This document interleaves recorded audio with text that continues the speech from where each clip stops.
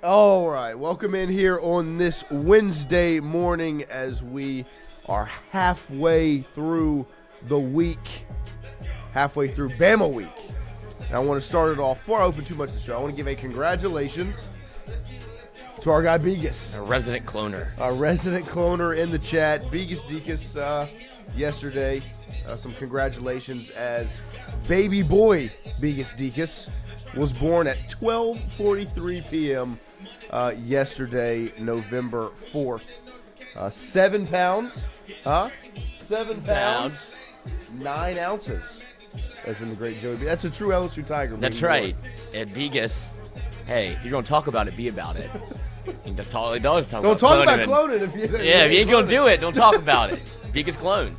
Congratulations to Begus, his family, and baby boy Begus Deakus being welcomed to the world. Hopefully they can see, baby boy can see LSU get a win. That's right. Usually those kind of things tend to bring something into the, whether it be a death or a birth. Usually death, you get a win. I don't know what happens when you have a celebration. We'll see. We'll see. No, little baby Jaden Burrow Begus Deakus Fournette Matthew. It would be awesome. I mean, that's what your child. That's what 100% what your child's name is. Like 7 first names. Patrick, Joseph, Matthew, Courtney, Peterson, Daniels, Courtney. For that, I wouldn't even put my own name in there. Yeah, no. Yeah, Peterson. You can take Joe's last name. No pressure. But congratulations to Begus, and we appreciate all of you getting in here this morning and joining us on this Wednesday morning. Sabrion, Matthew, Brian, Kenny, Go, Bo, Paul, Charlie, Wes, Cordell, David, Jason. Good morning to all of you. We appreciate you joining us here 7 to 9 a.m. on this Wednesday morning. Lloyd, good morning to you, sir. Good morning to you, sir. How are you? We also got a maybe Cordell may have been in the lab. He sent me a little snippet. It sent me more than a snippet. So we'll see. Cordell's working. We'll see when we debut it. Shout out to Cordell Music, as he's been as you hear the intro song every single morning, as well as some of the other great stuff he puts out, and he's got some stuff cooking up. That's for sure. Also, shout out to Southern Regional Medical Center, as we are live from our SRMC studios every single morning. Our guys, Jason, Charlie, BJ, Kevin, the whole team here at Southern Regional. You see the folder right here to my left. They take great care of us, and they've been a great home for, I think, about a month now. I think that was the first month. It flew by. Yeah, wasn't the goal to get it ready before Alabama? It was. And we did faster than that. We got it done like that weekend. Yes. And we've been here for about a month. It's been a fun month. Shout out Mike T. A hectic month. Shout out Mike T. And it's been fun. And shout out to Southern Regional for taking such good care of us. But yesterday, some big news, I think, right? Something happened yesterday, didn't it, Lloyd? Yeah, sure. A couple of things. 2 things. We've talked about alignment a lot. I tell you what, I've never seen the word alignment more than when your school is doing a coaching. The first time I heard alignment was the BK Woodward, like the alignment last time. And then now it was like, well, does LSU have alignment? We said it last week. When I'm looking at the job on Thursday morning last week, I'm like, it doesn't look very aligned to me. And then you turn around, you turn the page to this Tuesday, you hire your president, you hire your AD, and the alignment has started to begin with one domino left to fall. The most important one. The most important one. Which, probably not to. I guess at some schools, what just happened would be more important. Getting a president and athletic director. LSU, give me the big fish. Give me the big dog. LSU needs a football coach. Right. No, I mean, obviously the president hire is a very important one, like for the university. But at a school like LSU, I mean, he even included it when he was speaking yesterday. He listed off kind of who's going to report to the chancellor, provost, and who's going to report to him. And athletics were one of the groups that will report to President Wade Rousse, the new Louisiana State University president. But like Lloyd said, the big fish is still yet to be caught. You've got your president, you've got your AD. It was no surprise that Rousse was selected yesterday. We've said it for the last 2 weeks that that's the direction it seemed like they were going. And everyone anticipated it. You knew the hire was happening yesterday, and you anticipated that it was going to be Wade. But the surprise was later yesterday evening, Verge Ausberry, it's announced that he had been promoted to the full-time AD. Lloyd, your first reaction when you saw the news that instead of going out and hiring an AD, or even taking, time, not that they rushed it, but at least I anticipated a couple more days or something before more news came out. Instead, it happens same day as the president. LSU's got its AD. Well, when you look at this in totality, it makes sense that this could happen swiftly just because, I had no idea what they were going to do in terms of after Rousse was hired. I think that was the worst kept secret in Baton Rouge, maybe. Right. But because of that, because Rousse knew he was going to get the job, he's had 2 weeks, 3 weeks, probably more than that, probably since President Tate left. It's been on the table for Rousse to get this job, and was opining for it, gets it. So that makes it seem to me he has an idea of who he wants to be the AD. Right. And so that's why it feels like you can do it in 2 hours later, because I've already thought about this, already knew I was getting this job.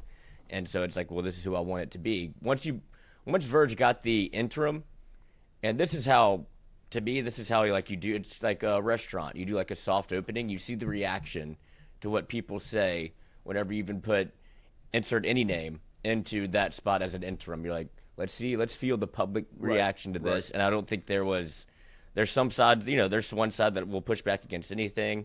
But I think it was primarily a pretty positive response to Verge being the interim. That became, why can't he just get the job? Right. Like, he's been at LSU for 20 plus years. He's been inside the athletic department for 20 plus years. He went to school here. Played football for 4 years, led the team in tackles 2 years in a row. Obviously has the best interest of LSU and LSU football at the forefront of his mind. Now, do I like the way that things played out in order for Verge to get the job? No, because that's the only thing that makes me weary of this entire – not Verge in general, but just the way this whole thing went down. It's very clearly at the fingertips of one man that moved. He was operating in a manner in which he was pushing people out. Tate left because Landry told him to. Yeah. And then Scott Woolard got fired because Landry fired him. And so you're starting to see a governor that I don't trust to make good decisions, making a lot of decisions around the one thing that I don't want him making decisions for. So that's on paper, sure, everything looks great, but it does feel a lot of this is riding on the decision-making of one Jeff Landry, who is the last time I saw him do something involved with LSU football, you got a fake tiger and put it on the field. So, like, he's 0 for 1, but we'll see what these two hires look like. Hopefully he has some people in his ear that are much smarter than him, and he, listens to him. Yeah, no, I mean, like you said, the biggest hire is still ahead for LSU football. Like, as much as hiring a university president and an athletic director are a big deal, I'm not going to say it doesn't matter, but like the biggest hire is still yet to be done. Like it all comes down to who you get as a football coach. If you want these hires to be if these hires are going to be viewed in a positive light, it's going to be because of who gets hired as the head football coach. If these hires are viewed in a negative light, it's going to be because of who gets hired as the football coach. Mm-hmm. That's what it comes down to. It comes down to who do you get as the head football? Because that's why you do this. In my opinion, when I look at the timeline of these things, when I first heard Wade Rousse's name and that's the direction it was going, my first thought was Heath Schroyer from McNeese. His athletic director at McNeese obviously have a really good relationship. I thought that was the direction that it was going to go. In turn, then you see last Friday Thursday Scott and LSU mutually agree to part ways, and then Verge gets promoted to interim AD. And the first thing that I heard that kind of piqued my interest was that Verge was going to be making the football hire while being a part of that selection committee or whatever it's called, but that it was going to be Verge's decision. Caught me by surprise in a sense because you're going to get an interim AD to hire a coach and then hire another AD who didn't make the hire. And it was just very confusing. And then you hear Wade Rousse speak earlier this week or later last week about the job, and they asked him about the AD spot. And I think they asked him specifically about Schroyer. And he said that he loves Heath and he does a great job, but that Verge has his full support. And when I heard that, I was like, oh, that's interesting. They surprised me in a sense of he's not going to bring his guy with him. Instead, it seems like they're moving in the direction of Verge, and then that's what happened. Verge gets the promotion and is now LSU's athletic director. And congratulations to Verge. Obviously, he's been at LSU for a long time. The biggest thing is you've got your biggest assignment sitting right in front of you. You have to hire the LSU head football coach, and it's got to be a good one. It all comes down to this. All of these things will be viewed negatively if you don't hit on this hire. And I'm very interested to see what the dynamic looks like because when Landry was speaking, he was doing it in a manner of there's no school president, there's no this, and so I'm having to step in. Well, now all of those things are in line. You now have a school president, you have an athletic director, and I'm very interested to see kind of what the dynamic looks like and how it pans out. Because the most important part is what's right here in front of you. Hiring a head football coach. I don't want to treat it as if none of these other things matter, but they really only matter because of this job is the most important job in the state. Who is LSU's head football coach? Mm-hmm. It is the most important position. And so for Verge and for Wade to be viewed in a positive light and for these hires to look successful, no offense to Rousse, the majority of the state doesn't really put stock into if LSU is a top 50 research university. Now, it's cool when you're one of those best 50 schools when it comes to researching, and you've got the Pennington Biomedical, and you've got the Ag Center, and you can... Whatever. They care about LSU football. And so it comes down to who do you hire as the head football coach. That's how you get viewed in a positive manner, especially when you get on the microphone like the president did yesterday, Wade Rousse, and say, hey, athletics reports directly to me. So you have tied yourself directly to LSU athletics. And Verge Ausberry, and now the next LSU head football coach. in my opinion, the timing, I would say, has worked out well in a sense for LSU because, and I think Verge said it last night, and it was something I said to somebody yesterday, the reason why you rush this in a sense is because what head coach is going to want to take a job they don't know who their boss is? Like, okay, Verge, you're going to hire me, but you're not the AD, so who's going to be who do I report to? And you see LSU move swiftly. Rousse gets selected as president in the morning. In the evening time, a couple hours later, you see Verge get promoted to AD, and you now have the alignment from that standpoint to get your next football coach. So you've at least put yourself in the position where you look like an organized organization. You look like a program that has some things in line. It's a lot better than what it looked like 5 days ago when it was a mess. You've now got some things in line, but it all comes down to who do you hire as head football coach? It's the most important thing. You've put yourself in a position where now people will probably view the job in a better light because you've got a president, you've got an AD. Those things are handled, and it just comes down to getting a football coach.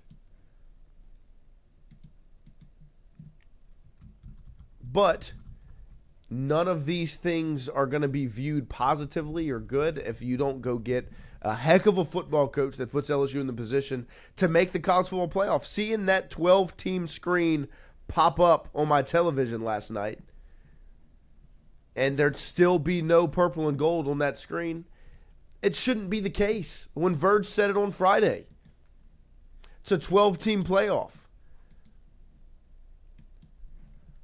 And in the top 12, you've got 6 SEC schools. LSU is not one of them. You've also got 9 in the entirety of the top 25. LSU, not one of them. This cannot be the case. It just can't. The first CFP poll that comes out, LSU's nowhere to be found. And that can't be the case. That's why this is important, because this is a time where LSU should not be in the position that they're currently in. And you have to go out and get a football coach to make sure that LSU's is on this list, is on this ranking list. Pull it back up, please. Because you've got 6 SEC teams in that top 12.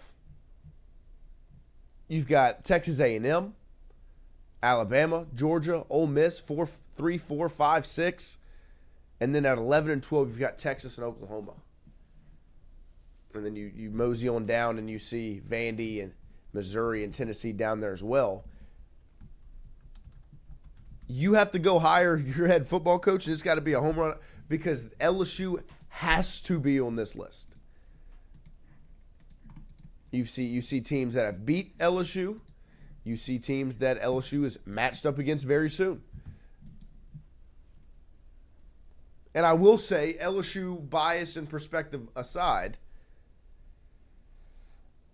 I don't hate this 12 in this bracket.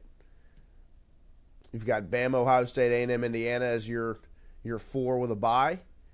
But then you've got Oregon versus Texas Tech, Georgia, Memphis, Virginia, Ole Miss, Notre Dame, BYU. It's a good mix. I don't see anybody getting too upset about this. No, I think when the college football playoff was announced as like a 12-team bracket style, everybody was like, oh, certainly if you're an LSU fan, you're like, you should be in this every year. Right. But then when the construct of it all is very interesting with, the automatic bids from conferences and then if you want the at-large bid, like things like that, it kind of has gotten very convoluted. But, because that's what I think of the way that, I don't know if you're ever going to get the top 12, like the 12 best teams doing it this way, but that's here nor there.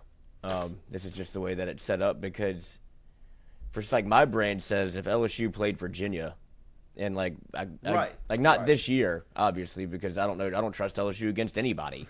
I don't trust them against Western Kentucky. But I'm excited to see them play on Saturday. But in a given, in a normal world, maybe like I would play Virginia any day of the week. But that's just the current construct of college football. This is the way that it looks, and Virginia's good. But that's what tells me that this thing this was a wide open year. Right. And this is a massive failure on LSU football's part, because it's years like this where LSU wins one. Like whenever it's kind of like a little mix mash of like there's upsets over here. If you can, LSU was the first team to ever win a national championship with 2 losses. Like whenever things get shaken up, LSU usually finds its way in the mix, whether it be winning or at least in the conversation at the end of the day. And now they're nowhere to be found. So it's like this was a great opportunity to be able to maybe not only make the college football playoff, but see how far you could go in that college football playoff whenever you did everything right. When you say, like, in terms of your quarterback coming back, what you did in the transfer portal, like you set yourself up to be able to be in this thing, and you're nowhere to be found. So, I mean, it's an indictment on, one man. Right. No, I mean, of course. And that's why he's gone. It's an indictment on Kelly, and that's why he is no longer the head football coach. But, yeah, no, I mean, and we said it. I think me and you were standing at the tailgate before the Clemson game in Clemson, South Carolina, watching Alabama lose to Florida State. Mm-hmm. And it was kind of like, this puts more pressure on LSU. Like, you've got to go and win now. And so then that obviously happens. And you were the number 3 team in the country. You were the number 3 team in the country. And when you looked at and we continue to talk about it over the last couple of months as days continued on and weekends continued on, and upset happened here and then here and there. And like, LSU's still fully in the mix. Like, after the Ole Miss loss, then you had the bye week. And I remember that bye week, there were a handful of upsets. And so we looked at it and we were like, it can happen. Like, you didn't lose any. You didn't really lose any ground, right? And so, like, it was wide open, and LSU was not able to capitalize. You had 3 losses before the start of November. Absolutely cannot happen.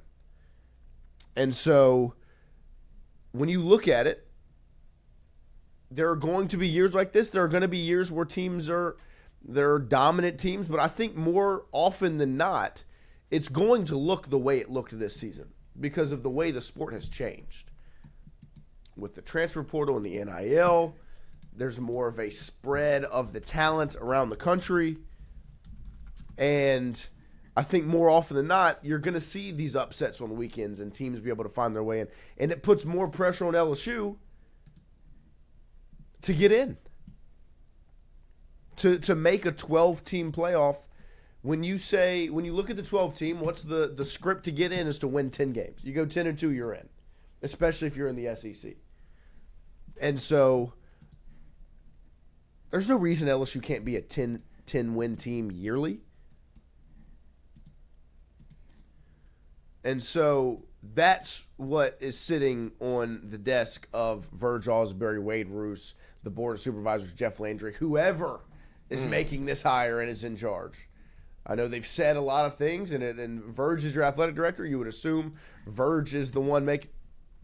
I don't know the full dynamics of behind the scenes over there. Right, and it's people say things, and it's like I guess all you can do is believe them. Yeah, well, yeah, that's what you're supposed to do, right? Like you'd imagine that these people are trying to tell you the truth, but you'll see how it plays out because LSU and Louisiana politics have been intertwined forever, and it feels like you have somebody commingling.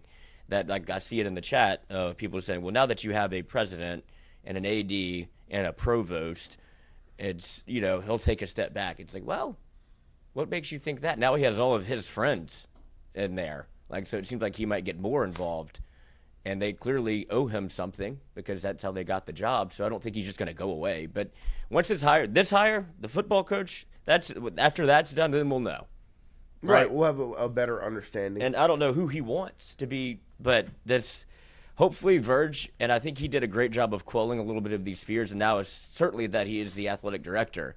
It makes you feel a lot better because whenever he talked with, I believe it was Matt Moscona, where he's saying, I am the search. Like right, right. I've heard that before from LSU, and it was somebody I didn't want to be the search. This I do want him to be the search. And whatever he put the fire out on the contract situation of what they wanted to do with like a performance-based contract. It's like you can't change college football, but I appreciate a that. $2 million base. I think everybody should get $1 million a week. Like that would be great. Like you could just say things. Yeah, you can't just make things up. But that was never going to happen. And now to see Verge, he was like, no, there's not. We will spare no expense to be able to get a head coach at LSU football. We're back to where we need to be. It's almost been in a sense some damage control, right? Of like essentially recanting, like put him back. Things that have been said. Go back to bed, Grandpa. And so, credit to Verge. Obviously, is very experienced. Knows LSU. I think that's the most important thing. You get the biggest confidence boost with it being Verge. He's been around for over 2 decades. He's been around what? Saban, Miles. Seen it all. Skip, Maneri, Johnson, Mulkey, Wade. Like, go down the list of championship coaches that LSU has had. Verge has been here for majority. Got a lot of rings. Yeah, track and field. Like, yeah. I mean, go down the list of the championship coaches.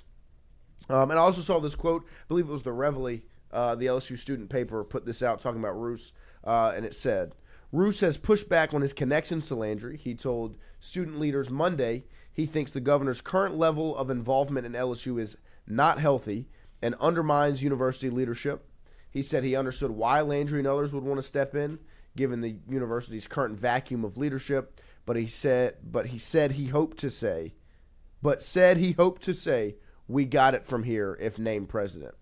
And then the quote continues on. I think once we have strong leadership in place, that you'll see the governor not being so worried about micromanaging this university, Rousse told students at a public forum Monday afternoon. So there is LSU's new president talking about the dynamic between state governor and state university. And because I think that's the hope, right, is that with the way things shook out, once you get your president in place and then your AD in place, it's essentially, like Rousse said in that quote, we got it from here. Mm-hmm. Right, like that's the hope, is that it's now separate and LSU operates for LSU. So we'll see how it ends up panning out, but I do think that the timing, LSU was kind of put in a really tough spot from a timing perspective, where you fire your head coach and your AD all while not having a president. And then from a timing standpoint, LSU was able to capitalize in the tough spot they were in. They went out and got their president, promoted their AD, their interim AD to AD. And in a sense, your athletic director is somebody that's going to have LSU's best interests on his mind. Yep. Because he's been here, he played here, went to school here, has been here for over 2 decades, knows the ins and outs of the university, has connections all over, has seen winning coaches, has seen losing coaches, has seen it all. You think we've had a nice, point of view for the last 25 years? Verge has had a better seat. He has seen everything for LSU over the last 24, 25 years, and he will be in charge of making that next hire. I will ask the chat, compared to last week, I want you to go 1 through 10 of your confidence level of where LSU is at last Thursday and Friday, and then a 1 through 10 of where LSU's at right now in the chat. Lloyd, what would how would you rank or rate your confidence level in LSU last Thursday, 1 through 10, and then today, 1 through 10? What happened last Thursday? I mean, Thursday, the Landry presser was on Wednesday. Oh, that was low. Very low. Yeah. But not necessarily about, I don't know. Yeah, I mean, I didn't think he was going to do what, but I just wanted to see him get out the way, and that happened. And now I love it. Like, I'm super excited to see Verge get this job because he's somebody that wanted it.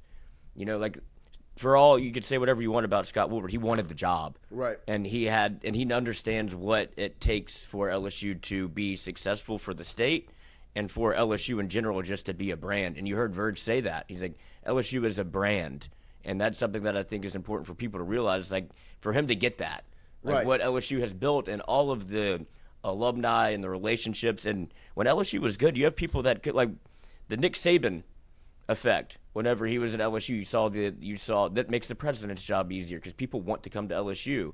Whenever in 2019, you saw the effect of that because people saw LSU everywhere, and they come from out of state to come to school at LSU because they want to be a part of it. Our first intern, Jack Crescentillo, is from Storrs, Connecticut. He could have gone to UConn. He grew up across the street from it. Saw LSU in 2019. It was like, what is that? I want to move across the country to go be a part of the LSU brand because it looked like fun. It looked like something that you can't experience anywhere else, and it is when it's right. LSU is unlike anywhere else in the country. And so that's where I think it's important for Verge to make that statement because it's a trickle-down of – and this goes for LSU football, LSU baseball. We'll see even LSU women's basketball has an effect. Because people love to talk about it because LSU is polarizing. And whenever those things happen, those things are in a great spot. You see, it makes it, like I said, it makes the president's job easier because now you have money coming in. You have people trying to come to school here, and you get the out-of-state tuition that comes in, and it just makes the job easier because people want to be a part of what you're building or what you've built. And so now my confidence level with Verge, somebody who understands that, is much higher than it was after Jeff Landry vomited on a microphone in front of me. I think it would be impossible to not be more confident today than you were last Thursday, Friday. And I know that this could come back to this way of thinking could come back to bite you, but one of us. It's what it is. Like you got somebody that is very familiar. If you've gotten an AD from insert school, it's like, you got a lot to catch up on. Yeah, no, I think for where LSU is currently at, and as big of a moment as this is, because I thought the hire in 2021 was going to be a huge one because of where LSU was in that moment. But now the sport has changed drastically and is going to continue to change because expansion is going to continue to happen for the playoff. Like it's only going to get bigger, right? It's going to go from 12 to 18 to 24 or whatever. 12 to 16 to. And so then it becomes a bigger stressor that LSU's in it every year. And so, because if you would have told me in 2017 that it was a 12-team playoff instead of 4, you would have anticipated LSU to be in every year. Yeah. At that point in time. And then now in 2 seasons of a 12-team playoff, LSU hasn't made it. And so it's a very, very important time, and it's an important hire, and that's the part when you look at it from Verge's perspective. You make or break your AD tenure right now. Immediately, yeah. Right now. Like your tenure as athletic director is going to be viewed as a failure or success based off your first move. Like Woodward, he got to make the Mulkey hire and the Johnson hire and worked his way into firing O and going to get Brian Kelly. For Verge, you've got championship coaches already at their other spots. You make or break your – and it's tough. But Verge, like I said, he's been around the block. He's been a part of LSU for a long time. He knows the university. He knows the state. He knows the dynamic. He knows what winning and losing coaches look like. Now you got to go get yourself a winner to get LSU back on top because LSU needs to be back in the mix. So I tell you what, it would be hard for me to think that LSU is in a similar or worse spot than last week. I would say my confidence last week was probably around a 3 or a 4. And now it's closer to a 7 or an 8 because you have a guy in charge in Verge Ausberry who's going to lead this charge regardless of the way the selection committee works and the dynamics. Verge is going to lead the way because he is the athletics director. And so I think you also have a really good sales pitch for this job in 72 hours. The biggest sales pitch for this job is what you put on the field on Saturday. If you put out a competitive, confident football team with young pieces, because you're going to show off some youth now. Your starting running back is either going to be a sophomore, a true sophomore, or a true freshman. So both of those guys have 1 more and 2 more seasons in college football. Your starting tight end is a true sophomore.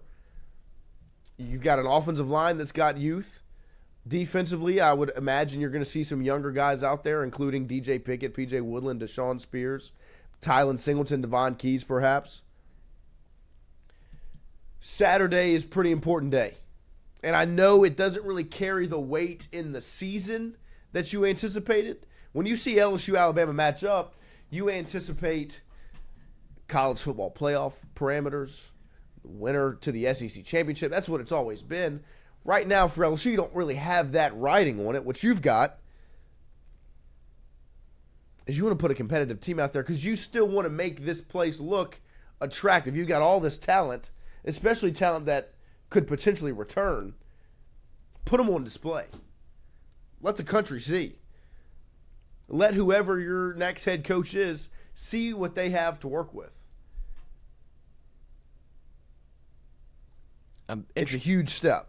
Absolutely. And I'm just interested to see the difference in what, because it's going to have to look different, right? I don't know if it, and it could be inspired football for a quarter. It could be inspired football for 4 quarters. But that's what you want to see as just a team that plays with a little bit of, I have no doubt that this team that plays and shows up against Alabama will have juice.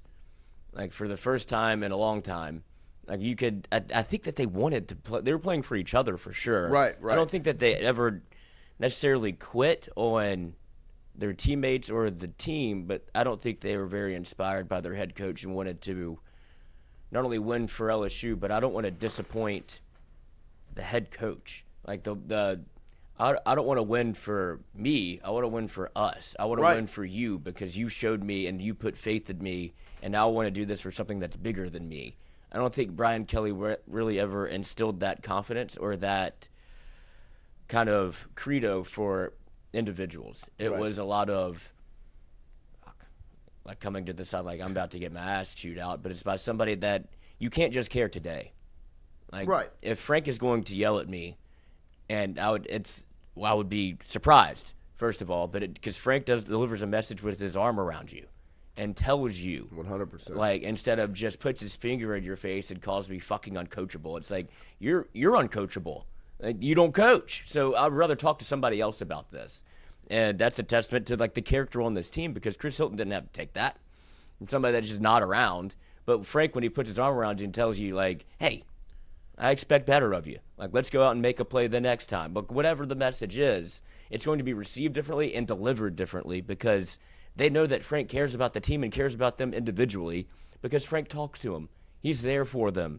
That's the difference between when you had somebody that was literally on an ivory tower and was hard to find. Right. Like ruling with an iron fist from 3 states away. Instead, you have somebody that's in the building every day. And I think the first testament of all of this is what they did during the bye week. Whenever it could have been, I'm sure they all had plans until Brian Kelly got fired. Well, they all had things, even if they didn't, they all had things they could go do. Well, and it was expected that, bye week, we get to roll. How awesome is this? It's not about football. It's about, well, what are we going to do after this? And it's so the main thing wasn't the main thing because the main guy didn't make it the main thing. They knew that he was leaving, so they knew that they could leave. Now, when Frank says, no, we're staying, and we're doing the Tiger Bowl again, like, that shit's fun. Right. Like, you want to come to practice. You want to be able to do some of the stuff that you've seen and heard about LSU that BK didn't get and didn't understand. Like, I don't know if he did the Tiger Bowl. If he did, he certainly didn't talk about it, which is when you have the seniors and the older guys coach the younger guys, and it's a camaraderie builder. It's a team builder. It's a day of practice that you get to, like, laugh and have a good bit of fun. And it's what the bye week is supposed to be instead of, all right, 10-minute meeting, ready, break, let's all go get in the car and go somewhere else. Yeah. Instead, this was, we're staying around. And you want your guys to have that sense of stability and comfort and want to be around the building. Like, I've worked in environments where you get more done because you don't really want to leave the office. Like, you're with your, like, even here. Like, we don't work with Charles and Ramazan, but it certainly is a great environment when they open up the door and they want to get a little bit of a break after the show or whatever. Like, kind of makes you want to be around the building. Right. And whenever you have that leadership, it makes a ton of difference just for the chemistry because you know your guys now and you want to be in the building. And football is fun. And that's where I think you're seeing this team. That's what I want to see Saturday. It's just a renewed hope and kind of inspired ball because I don't know how much you can fix. Right. And when you look at this LSU football team, I don't know how much. I don't think Nussmeier's going to start getting 5 to 7 seconds in the pocket. Like, I don't know what they're going to do, but I hope to see something different as opposed to they're just going to run the football. And who did we was it Glenn that said, I expect LSU to run it 30 times? Yeah. And that's a stark contrast, but the numbers are terrible when you look at what they try to do running the ball offensively. So Brian Kelly being gone in the middling, like that's what I'm excited to see, just what this kind of looks like from the offensive perspective. And now you've changed some of your practice preparation with Blake Baker's voice actually being heard. And so I think you'll see a better football team. I just don't know how much you can, when you look at it in like just by X's and O's and what you have versus what you don't have a left tackle. Right. No, they don't know what they're going to do. Yeah. That's the one question for you guys. Like, working on it. Yeah, working on it. And that's the thing about Saturday that I want to make sure everyone's perspective is in the right place. I don't think that LSU is going to go out there and look like 2019 LSU because Frank's now in charge and BK's gone. That's not what I anticipate whatsoever. But what you will see is a buy-in, a mentality, a physicality that you haven't seen because those guys are willing to die on the field for Frank Wilson. Frank Wilson has been communicating with most of them their entire time they've been courted by LSU. He had been recruiting Harlem Berry since he was in the 8th grade. Those guys are going to play hard for that guy. They're going to play hard for Frank Wilson because they know what Frank Wilson means to them and has done for them and will continue to do for them. And so I think you'll see a different mentality. But like Lloyd said, how much of that rolls over into you being a better football team, I don't know. I don't anticipate Nussmeier to turn into Tom Brady in the pocket because BK and Sloan are gone. Now, I think the dynamic of the offense will change. There's going to be more of a stress running the football. I think Harlem Berry is going to be extended more than he has yet this season. I don't think you'll see it get abandoned in the third quarter because you're down by a score or two.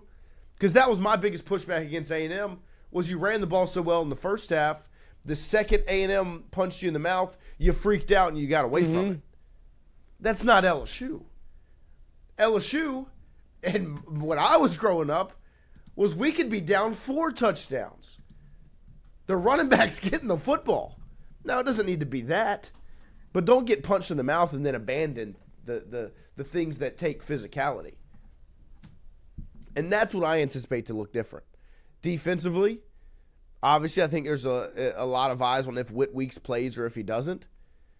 But I think those guys will have maybe an extra gear, a little bit more juice playing for Frank Wilson. I think the guys on staff on the sideline and in the booth are going to be more comfortable. And so I anticipate on Saturday, I don't think LSU is going to win. But I do think that Alabama is not walking as comfortably as they would have had things not changed. Alabama fans watching LSU versus A&M were licking their chops, drooling at the thought of that LSU football team walking into Bryant-Denny Stadium. I mean, how could you not? Alabama's looking at it being like, I'll play them now. I don't think that's the case anymore. That's changed. But I still think, I don't think that it's going to put LSU on top and make them just these world beaters and the best team in the country. But LSU's best football has been yet to be played. Mm-hmm. And a lot of that comes from maximizing what you have. And I think from a mentality standpoint, Frank can maximize what this team has. I'm very interested to see the way Atkins calls an offense as the play caller. What is it going to look like? Because now your head coach is your running back coach, and your OC essentially is your running game coordinator. So they're going to run the football. Now, what does it look like? Has the offensive line improved at all in the way that they're going to be used and the way that the scheme is going to be built around them? At the same time, Nussmeier now has had another week of rest to get healthier if he needs that. He's going to be a little more comfortable, I believe, because that soap opera drama around him is gone. There's no more flipping the headset down and yelling at that guy, you yelling at it.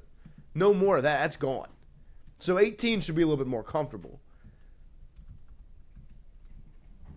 So I do think you'll see a different LSU. I just don't know how different.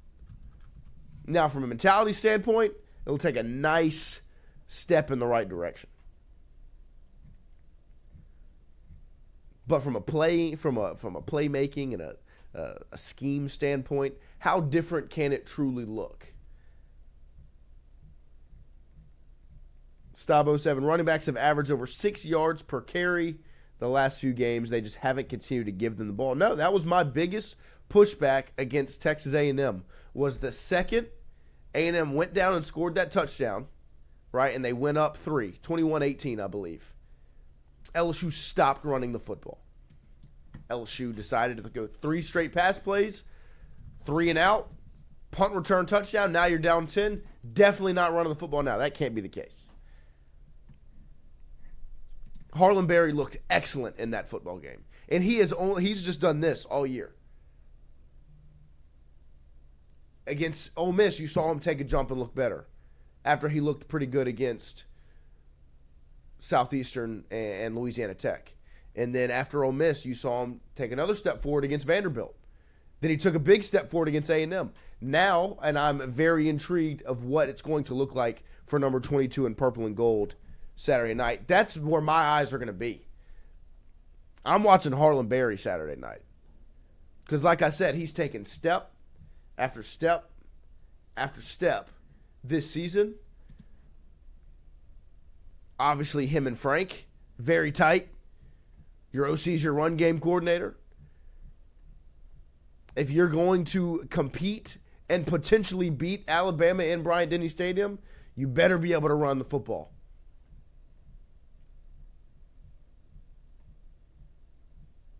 And if I'm Alabama, it's a bit of a trap game.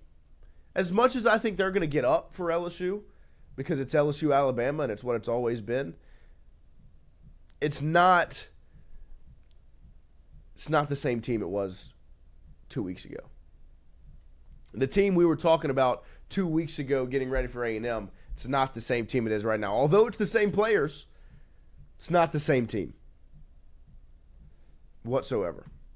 No, if you were, like I said, if you were DeBoer or Alabama or just an Alabama fan, you were going to say, name a number.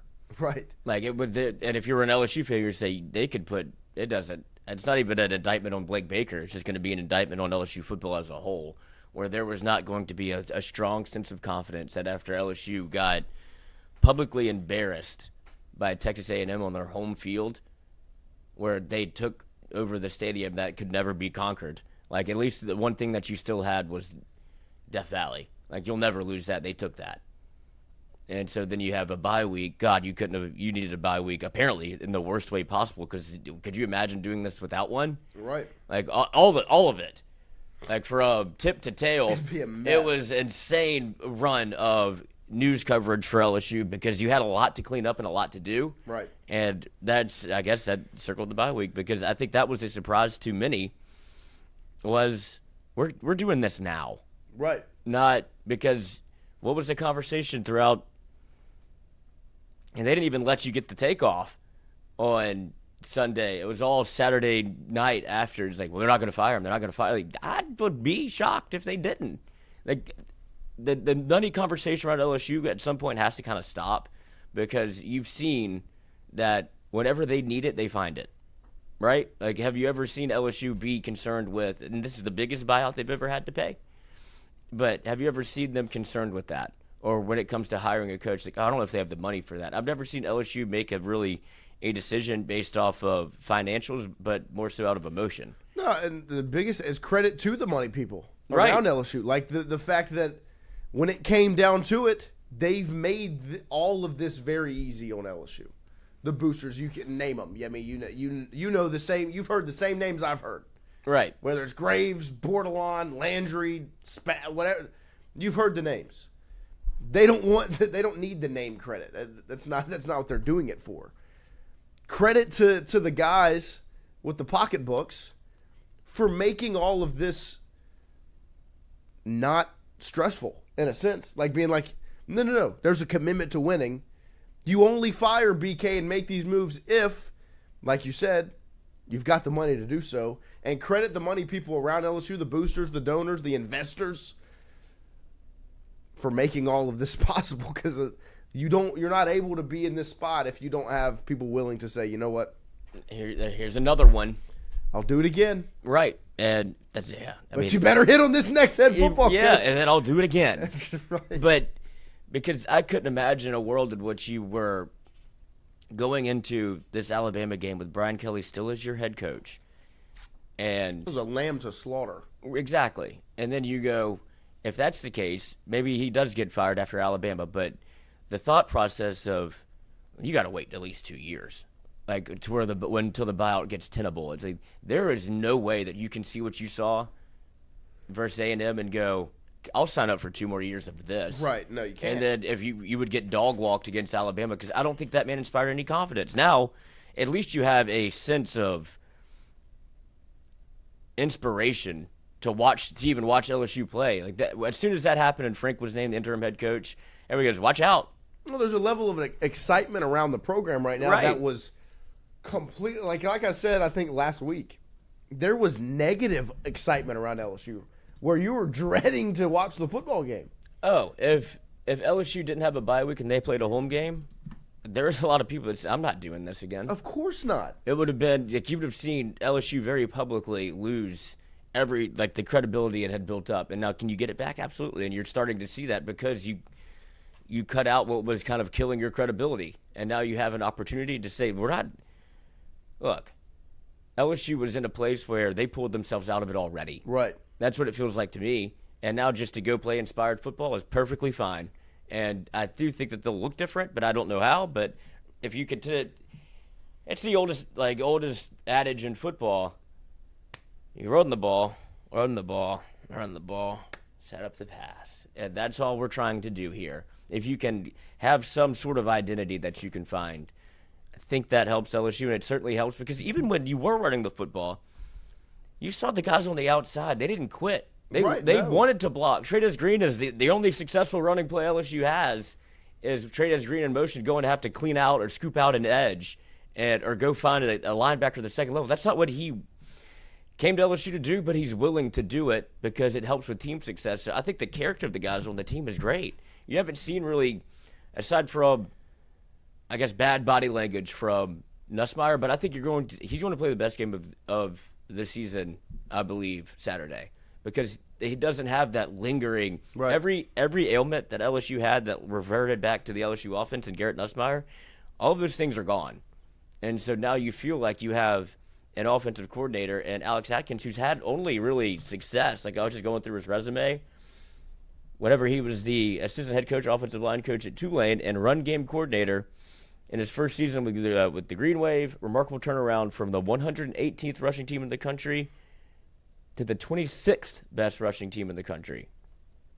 And continued in 2017. They averaged 231 yards a game, number 20th in FBS.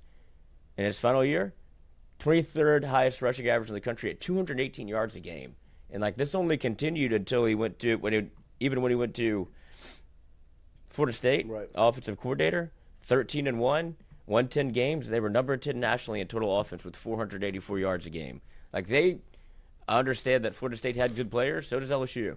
And so you kind of see somebody that's not a first-time really coordinator, has been around the game a while, has done it at a high level, and now I'm interested to see with just his voice in the room what it actually looks like and how you can streamline this process and have a more confident Nussmeier that isn't afraid or almost defiant in his decision-making. That's what it felt like it was to be at the end, and we saw it early.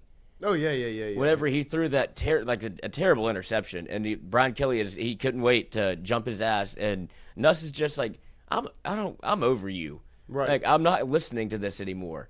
And that was the first sign to me that you should have been like, this is not good. Because if you just walk away from your head coach, something's wrong. You don't respect him, And it's just because Brian Kelly gave no respect to his players. And so now it feels like it'll be a little bit different when if he throws the interception and Frank is the first one he talks to. It's going to be a totally different conversation than the one he was used to having. And I think you have an engaged Nussmeier now as opposed to somebody who's probably looking at it going, I'm ready for that clock to strike 0. Right.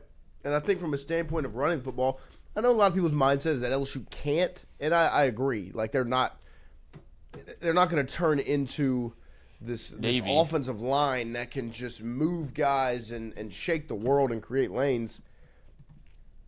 Harlan Berry against Vanderbilt, 11 carries, 55 yards with a long of 10. So that means he didn't just have break off one long run and then against Texas A&M, 9 carries, 59 yards and a touchdown. That's 6.6 yards a pop. Harlan Berry played a great game against Texas A&M, and that was basically all in the first half. Feed the guy. He should get more than 9 or 11 carries a game. It should be in the 14, 15, 16 range. Maybe with Caden Durham, he looks a little bit healthier. He was averaging 5 yards a carry versus Texas A&M as well. Actually 7 yards a carry, but he had a long of 28. Broke off a long one. Feed the guys. See what you can make happen. Play competitive football, and that's all you have to do on Saturday. You don't need to go into Bryant-Denny and be world beaters and shock the world and win the football game. But the talent that this team has, the mentality I believe that Frank can instill in them, you're going to give yourself a dang good shot. What did Brandon Taylor say in that clip? If I'm not going to the playoff, you're not going to the playoff either. If I can't go to the club, you can't go neither. That's the mindset that I think LSU is going to have on Saturday. Whether it comes to fruition and they're able to win, I don't know. But I think they'll have that mindset. That is LSU football. Don't forget, every single day we're brought to you by our friends over at F45. Lloyd, you want to talk about our pals over at F45 that take such good care of you? They do. They keep it, even though I did get – look, now you talk about being inspired. Cobble came in here and insulted me. Like, you don't go. Like, I do. I go to the gym like 3 or 4 times a week. He's like, doesn't look it. He's like, Cobble, like, why don't you sit up in your chair? But, yeah, I get to sponsored by F45, where an assortment of classes that you can go to, whether it be morning, afternoon, night. You have your array of personalized classes that you can go to. It's group classes, Monday, Wednesday, Friday. You get your cardio, Tuesday, Thursday. You get your lift day. So try to make it 3 or 4 times a week. Hit a couple. Wednesday is the day that people dread. If you're going to start, pick it up on a Monday or a Tuesday. Kind of ease yourself in. Wednesday's tough. But give them a shout. Go check out F45, Instagram, Facebook, Twitter, all the places that you can look. I go to the one over there on Bluebonnet. There's another one. Not sure where that location is, but there's two across town in Baton Rouge. So find a location that fits you, find a time that fits for you, and join the community. Shout out to F45, keeping Lloyd looking good over there in the producer's chair. That's right. And we will take a quick break here as we've approached hour number 2. Jacques Doucet will join us here in hour number 2 at 8:30 a.m. this morning, the sports director over at WAFB, who's going to – I'm very excited to talk to JD because we didn't talk with him last week. And I'm sure he's got plenty on his mind in what's been a hectic 10 days. And also has been around the program probably longer than Verge. And so he knows the ins and outs of all of this. So shout out to JD. He will join us. God, can you imagine I mean, I guess you don't have to imagine, but JD has seen so much. Seen it all. Covering LSU from here to here to here to now. I don't know where we are, but it just has to have been it's just a tumultuous time because, Jock's one of the guys that he doesn't pretend as if he isn't an LSU fan. And the reason his coverage is so good is because, what do we talk about? He cares. And you could, so for him to go through another one of these, I know it's exciting, but the coverage that he's going to do is always going to be phenomenal. But at some point, I'm sure he's just like, it was way more fun when we were winning. But this is an exciting time because you do see tides of change. Right. But he's seen it all, man. He has. And he will join us in about 30 minutes. So we'll take a quick break. We'll be right back with more Tingle & Co. right after this.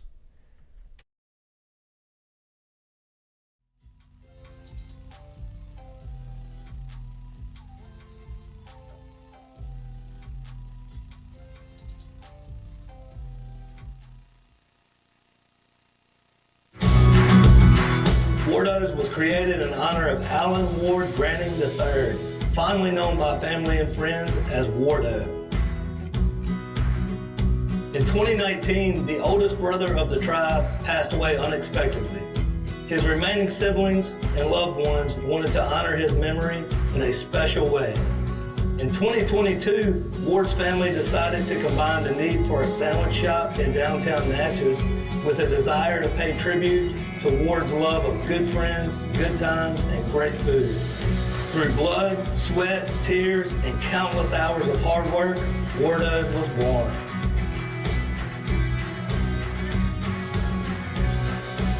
So go visit Wardo's today at 309 North Broadway Street in Natchez, where the po' boys are so good, you'll swear you're in Cajun country. Hey, Miss Lou, come visit us, Tom and Wright Granding at Go Martin on the Go Deli. Go Mart has clean restrooms, community coffee, an awesome beer cave, and a great selection of anything you may need.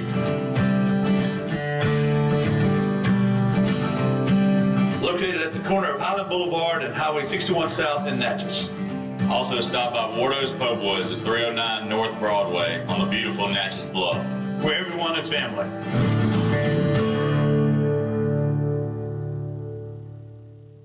When it comes to your home, the roof over your head matters. At CAS Roofing, we don't just install shingles, we build peace of mind. With years of experience and a commitment to craftsmanship, our team shows up on time, gets the job done right, and treats every project like it's our own home. Whether it's repair, a replacement, or storm damage that caught you off guard, CAS Roofing is ready. We're local, we're dependable, and we stand behind every nail, every shingle, and every promise we make. Because at the end of the day, it's not just about roofing, it's about protecting what matters most. CAS Roofing, built on trust, backed by quality.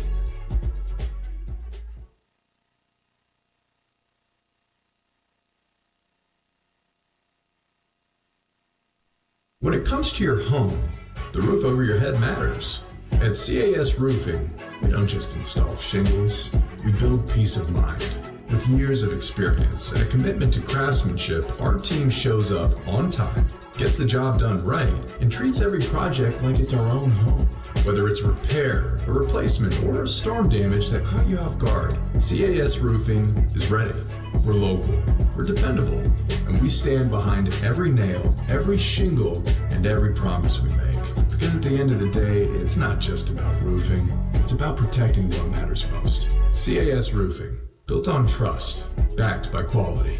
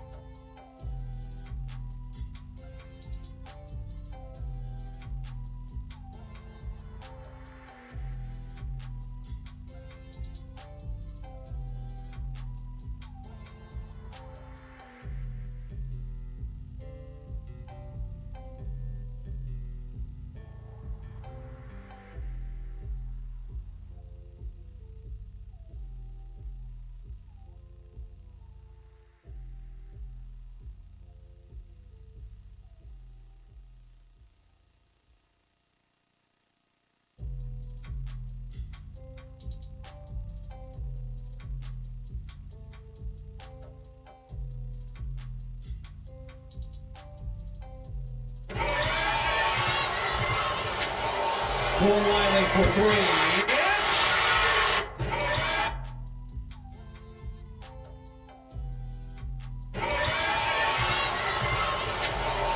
Wiley for three.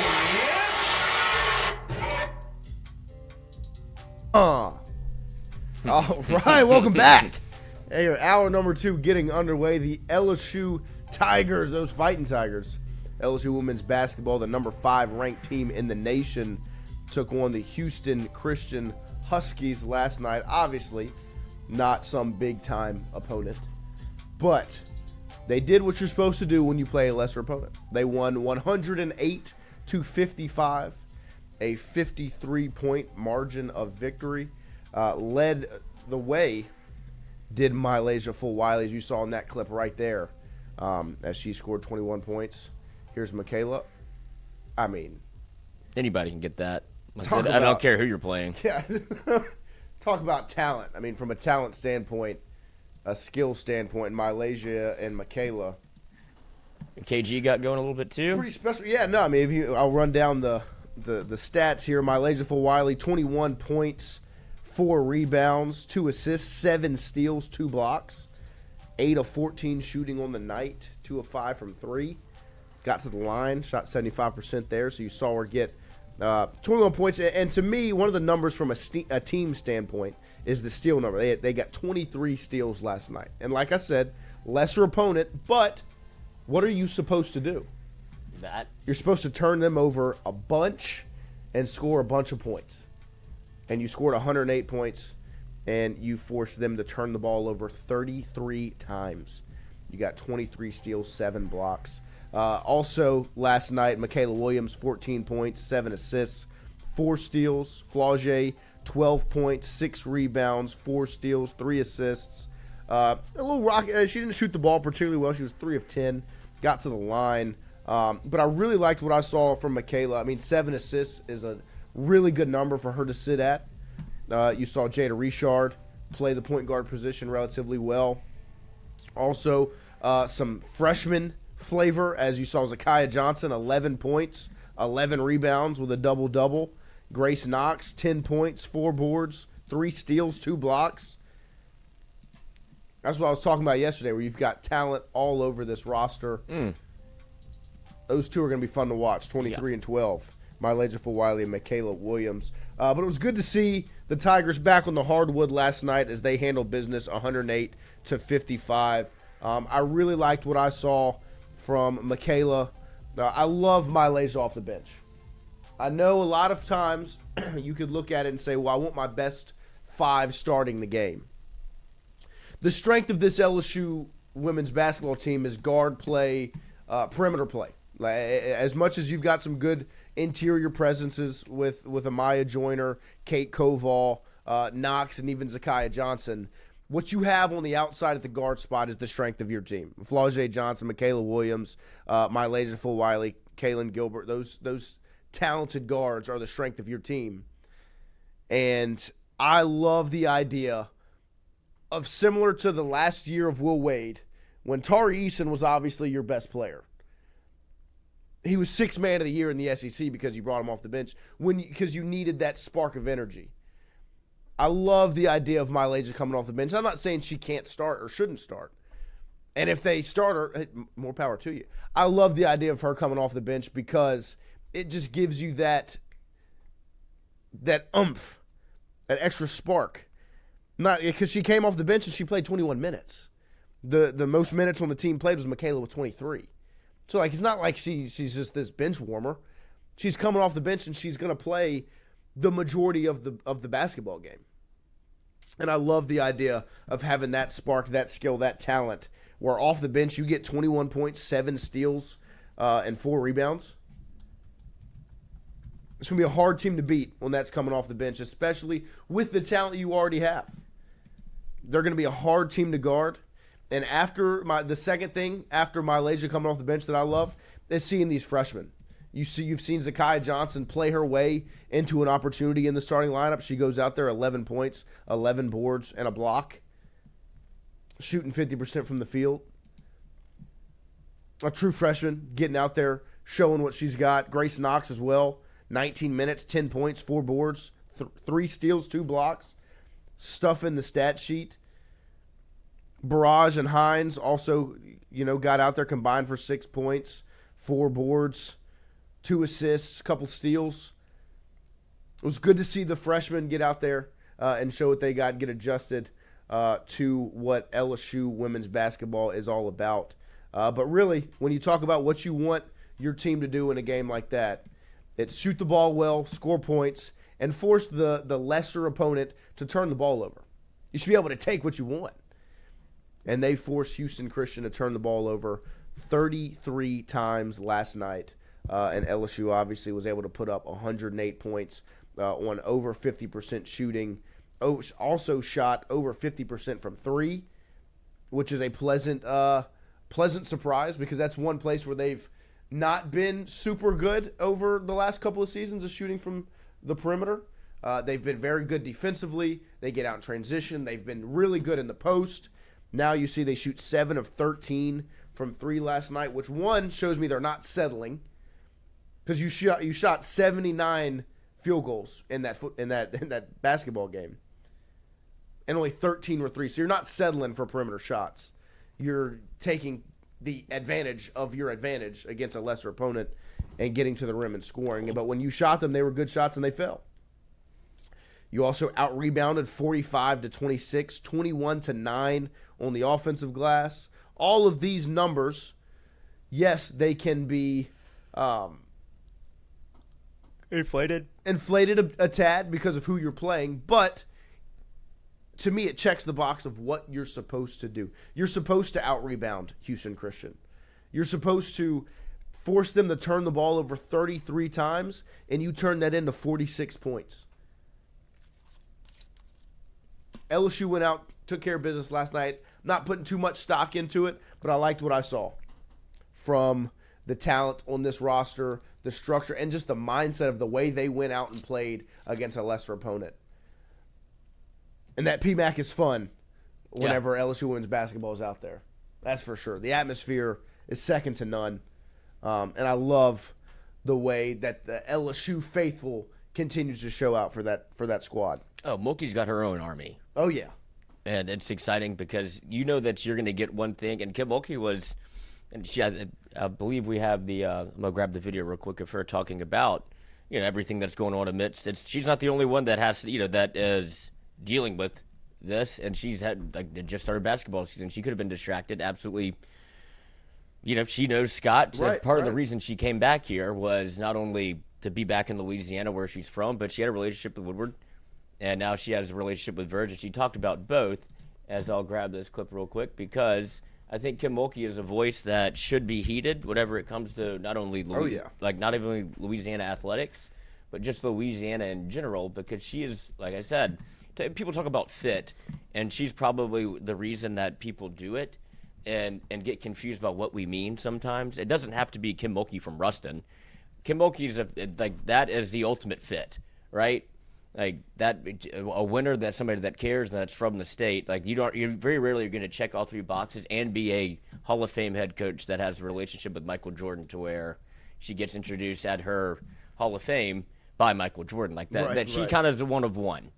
But I think it's important to kind of get her perspective on all of this because she knows the ins and outs of LSU and the ins and outs of the state. What Scott Woodward meant to you in the athletic department with his departure, but what did it mean to you? Scott hired me.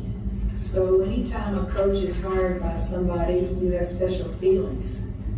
My feelings are far deeper because I'm from the state. And I want all of us to always do good. I want us to look good. I want us to smell good. I want us everything good about the state. So I'm happy. I heard Verge is now the AD. I'm happy because I think Verge is like a lot of us. He grew up in the state. This is his school. And time will help all of us.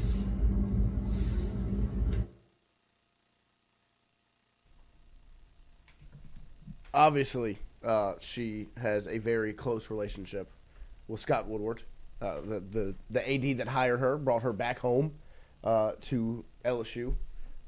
But it was I liked her perspective on the hiring of Verge, because she obviously knows that extremely well, being from here and what it means to be a Louisianian in a high-ranking position at Louisiana State University. Not only that, it's another one that checks every box in terms of like the way that she said it. That's why it's important to have people in power that went here. Like you're starting to see it more and more in college football, where the alumni are getting involved in ways of like coaching the team. People that went to school at, I mean, you can go across the country with it, where some of these head coaches, there's at least 4 or 5 that went to the school that they're coaching at, and to have Verge as an athletics director that went to LSU, played football for 4 years, from New Iberia. Like, he worked his way from the bottom to the top, and be able to, like, the way that she said that, like, he's from here. He went to school. This is his school. Right. Like, that's somebody that you want. You don't want I don't want to say, like, an outsider, because people talk about fit, and I don't want to get into that conversation because I think it gets misconstrued. But it always helps to have somebody that's been in the building for a long time to understand. Like, I just feel like a fresh start at that spot. I don't know if I would necessarily trust somebody coming in that wasn't at LSU, maybe alum or Louisianian, because this football hire is so important, and to have somebody from Wisconsin, Nevada, whatever, like come in and make the call would be like, oh, I'd rather Verge do this. Well, it'd be bad PR if it doesn't work. You know what I mean? Like if you go get somebody that's not from LSU or not from Louisiana and it doesn't work, or not just not from Louisiana, but doesn't understand the dynamic. Right. You know what I mean? Because I think you have to almost, though. Right. And so I think it was great to hear that from Kim. It's obviously tough to see her as upset about the situation, because I do think she is genuinely upset about Scott no longer being the athletic director. But for sure, I loved her perspective on Verge in that situation, and also loved seeing her team go out there and ball out the way they did.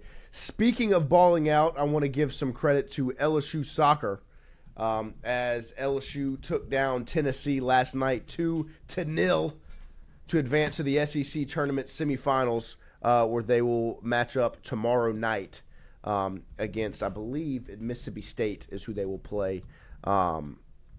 Credit to LSU soccer, who's balling out right now, playing really good. Obviously, I'm not a soccer connoisseur.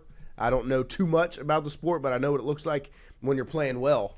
And they're playing good soccer right now, as I think they're the number 5 team in the conference, and they took down number 4 SEC team Tennessee last night 2-0. And they are headed to the semifinals.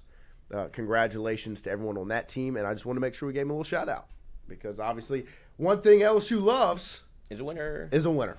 And if you win, LSU will open their arms, and Louisiana will hug you tight and support you till the end. And that's what LSU soccer's doing right now. They are winning matches, and when you win on the pitch. When you win, they will follow, and I have seen the attention pick up, and I know that it can seem a bit like front running in a sense. Absolutely, well, where you only tune in when it's going well, but that's what we do. Like and for a lot of the sports, it's good or bad, right? Right. But when it's good, it's like, oh hell yeah, we make that a party. Let's do it. Like yeah, let's go to a soccer game. No, like when women's basketball was dead silent before Mulkey got here, and she shows up, they start winning, and it's a party now. Like they play bend it. They play a great brand of soccer. The head coach that they brought in, as long as she's been here, that is what's changed the program. We actually interviewed her with Buddy Sanji when she got hired. She's not from America, which is great for soccer. Right. And she's brought in a lot of talent that has been international talent. And her style of coaching and what she does and the way that she talks it, like this was, I think, expected. Talk about fit, huh? Yes. Yeah. Straight out of Iceland. Talk about fit. Doesn't matter. Yeah, and Seville, where's Christian for a breakdown? We should put him on the soccer beat. We should. He loves soccer. And he decided not to show this morning.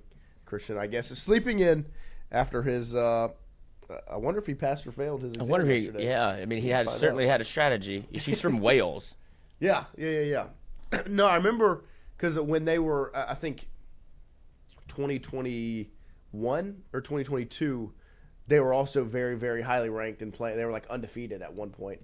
And so me and Jack Crucidlo went to one of the games to get some video and stuff for the show. And that place was packed. And I was like, this is what happens when you win. It's packed. And I remember all the attention on, it was like, I think they call it like the reverse Ted Lasso. Yeah. Instead of taking an American and bringing it, instead you bring another hire. Welsh this way. Scott Woodward hire. Yep. And LSU soccer balling out right now. So Thursday, tomorrow, will be their semifinal matchup against Moo State. The Katie Allgood Bowl. As LSU versus Mississippi State will face off in the SEC tournament semifinals there. LSU soccer. Credit and congratulations to the LSU soccer Tigers. Love when the purple and gold are balling out, whatever sport it is. Men's basketball tonight also?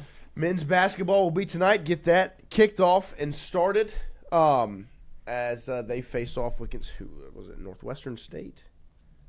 No, Tarleton State is who they play. Tarleton State. So LSU men's basketball getting this thing rolling. Talked to a couple people about it last night. They were asking me some questions. As Central basketball, we had a scrimmage against St. Michael's. People were asking about Matt McMahon. Well, a lot of people were asking about Will Wade.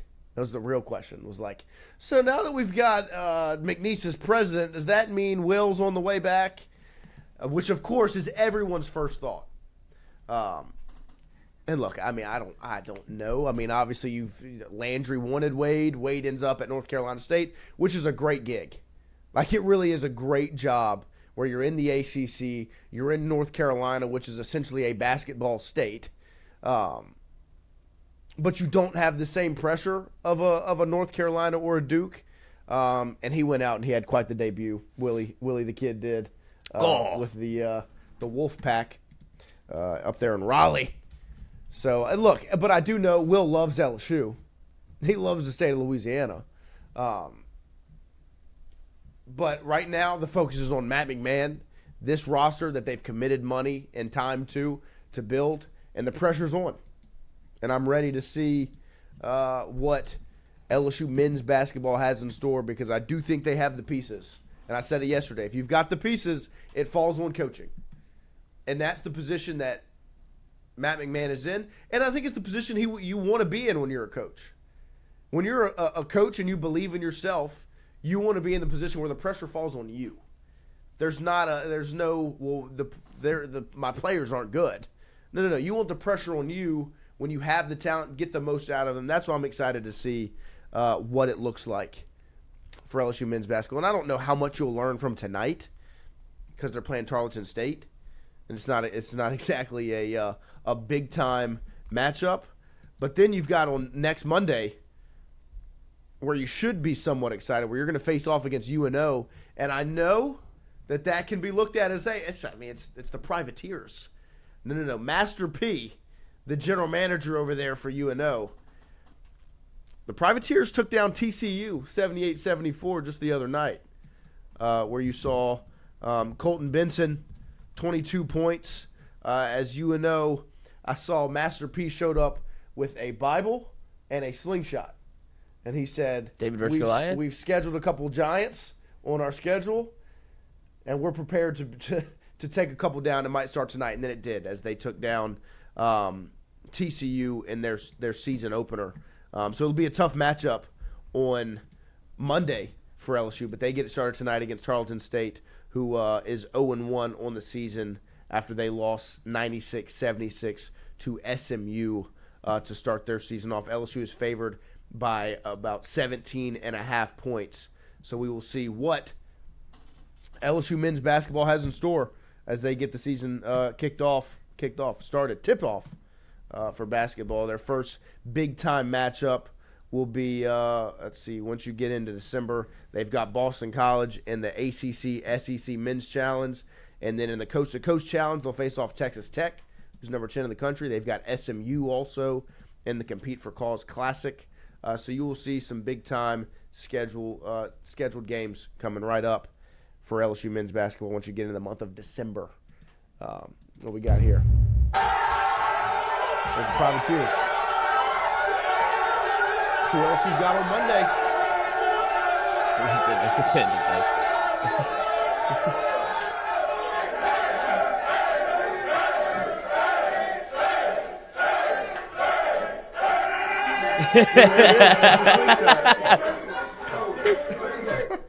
No, look, I mean they're playing, and I love when any university in the state is successful.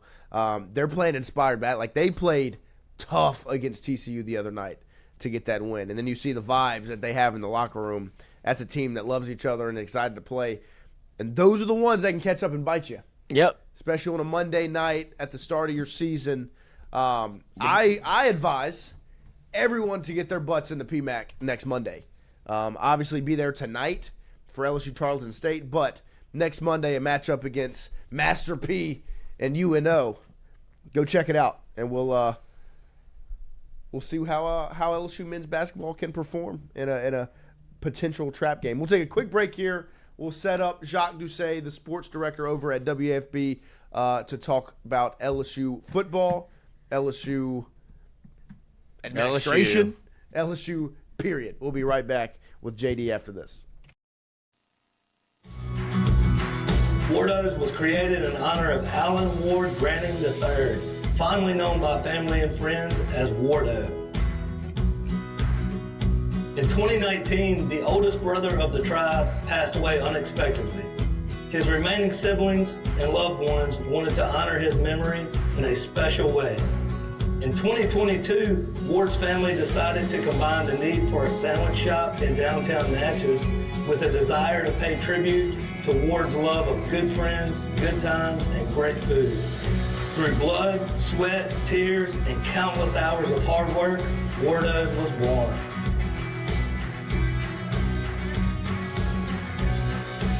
So go visit Wardo's today at 309 North Broadway Street in Natchez, where the po' boys are so good, you'll swear you're in Cajun country. Hey, Miss Lou, come visit us, Tom and Wright Granding at Go Martin on the Go Deli. Go Mart has clean restrooms, community coffee, an awesome beer cave, and a great selection of anything you may need.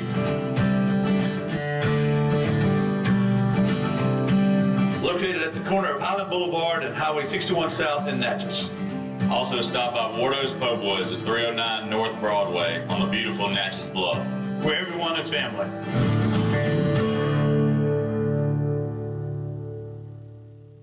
When it comes to your home, the roof over your head matters. At CAS Roofing, we don't just install shingles, we build peace of mind. With years of experience and a commitment to craftsmanship, our team shows up on time, gets the job done right, and treats every project like it's our own home. Whether it's repair, a replacement, or storm damage that caught you off guard, CAS Roofing is ready. We're local, we're dependable, and we stand behind every nail, every shingle, and every promise we make. Because at the end of the day, it's not just about roofing, it's about protecting what matters most. CAS Roofing, built on trust, backed by quality.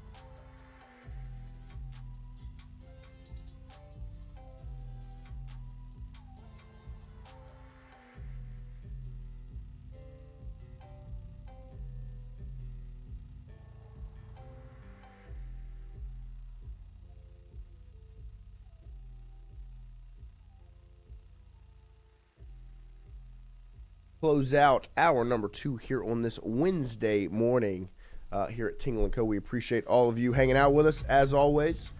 It's always fun to get to talk to all of you. Once again, congratulations to our guy Begas. I love the sense of community that we have here at Tingle & Co., the Discord, but also just the chat, the way y'all support each other and the relationship we all have. So, of course, congratulations to Begas. I love sharing these sorts of moments with each and every one of you in the chat. We're playing a little bit of phone tag here with JD this morning.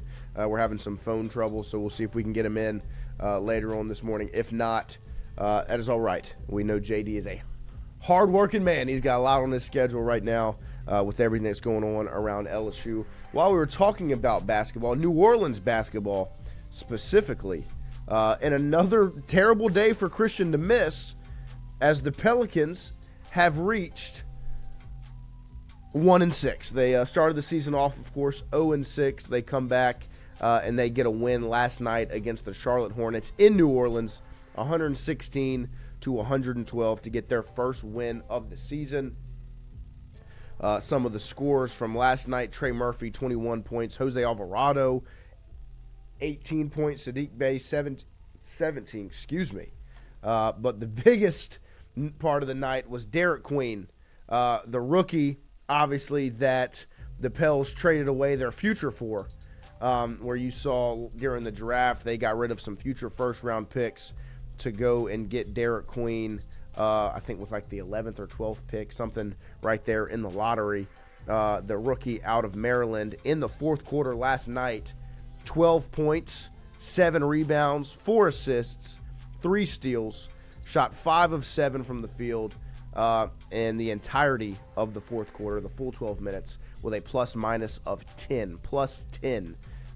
Derek Queen was huge. Down the stretch of that basketball game, you saw the talent he has offensively. The biggest knock against him has been defense, and because he's not the most explosive athlete. But you saw where he got in the passing lane. He got 3 steals. He rebounded the ball extremely well. But then offensively, he is gifted. Like, if you watched the fourth quarter of that game, luckily I had gotten right back home from our scrimmage last night to catch the second half of that game. And Derek Queen down the stretch was massive. And really, if you turned it on, was the reason that the Pelicans won in the fourth quarter. It seemed like they were on the way to kind of give basketball games away in the second half. They usually do. And instead, you saw the young rookie show up and show out in that fourth quarter and just consistently make play after play after play. And it was huge. It was a big reason of how you won without a guy like Zion Williamson on the court. Credit to the rookie, Derek Queen, who should continue to get more and more minutes for the Pels. I don't know how if you watched last night and you don't keep him in the basketball game, because when you need offense, you've got guys that can score. And 100%, that's who Derek Queen is. DJ Trauma Gaming in the chat. That win set us back 2 years ago. That is, I guess, the biggest pushback for the Pels, is that a lot of things were looking towards Willie Green being fired, which in my opinion is where the program, the franchise, the organization is at right now. That's the move that needs to be made. But you get a win at home against a Charlotte team that I think was 3-4, 3-5 or something on the season. And it probably saves Willie's job for the next couple of weeks. It depends how much more difficult it gets moving forward. But I thought a lot of things. I was surprised he wasn't fired prior to the Charlotte game. But he kept his job, held the rope, got the win. And it has been a tough spot, but they were able to get a win. So it looks like JD might have gotten through the phone line. We've had some phone troubles. You know, these technology these days, especially with these old guys. Cordell Noah saying someone needs to be fired out loud is kind of shocking. Look, my forte in basketball, I trust much more. And there's certain things that fall on coaching. And when you can't compete in the second half in basketball games and you consistently give games away in the third quarter, that falls on you. But we have JD joining us here to close out hour number 2 this morning. Good morning, Jacques. How are you? I'm doing well. Sorry about that. All the craziness in Baton Rouge has apparently fried my cell phone also. I don't know what's going on. I'm standing in the Spectrum parking lot as I have a million times before talking to you. So thank you to Jody, my friend and fellow Spectrum member, for letting me use his cell phone right now. Shout out to Shout out Jody. Jody. Like and subscribe. Do it on his phone real quick. But I'm not surprised at all that the last 10, 12 days has fried your phone, JD. It's been quite the roller coaster. Yeah, all of these stories on their own are massive stories, and the fact that they've all happened within 7 or 10 days is pretty incredible. I mean, to fire the head football coach at LSU is a major, major story. I don't think it's anything that we would have expected would have happened before the season, even at the end of the year, but certainly not in the middle of the year. For a governor to then go to a press conference and publicly slam the athletic director at a press conference about food stamps was something I certainly didn't expect either. To fire the athletic director in the middle of a women's basketball game, as that news came across, is it's not shocking. You've been hearing for a while, maybe back to the spring and before, that Scott Woodward, I'm not sure if he's in great standing or not with the governor, and I don't know if he's going to make it at LSU. And it just really came to a head, obviously. And then to have an 8 a.m. press conference on Halloween Day. I don't think I've ever been to an 8 a.m. press conference. I'm trying to think back, but the way that all went down, and now Verge apparently is going to be the permanent athletic director. It's an unprecedented time at LSU. Certainly there are people that can go back to, the Dale Brown Sports Illustrated front cover crazy days at LSU and what happened in the late 80s when Bob Broadhead was fired in the middle of the season in 1986 as the athletic director, and the head coach Bill Ornsparger left to go to Florida to become their AD. I mean, those are some crazy times, but speaking to people who have been part of both, it doesn't even compare to what's going on right now at LSU. And these are days that we'll reflect on, and maybe we'll look back and say, well, these were good moves that led to better things, or we could be looking back and saying that these were not good decisions. So time will tell. Yeah, and I completely agree. And I think, and the craziest part about all of it is a lot of these moves kind of all hinge on what you do in this head coaching hire, right? Like, as much as you can do, like, all of these things will only be viewed in a positive light if you go out and you hit on who you hire as your next football coach, right? Well, it answers the question that I had as Verge was named the interim AD. How does the head football coach say, yes, I'm coming to LSU, say yes to Verge Ausberry, when he's wondering, okay, are you my permanent boss or not? Who am I working for? So that question has been answered. Verge will be the permanent athletic director moving forward. So I think this thing is obviously in its very early stages.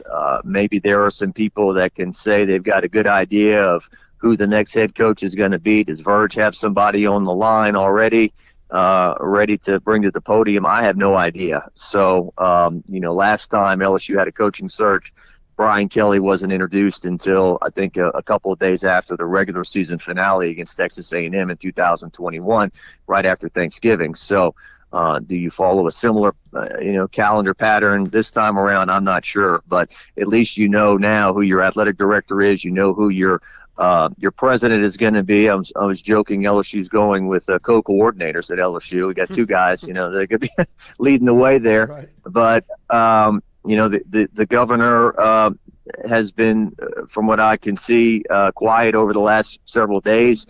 So.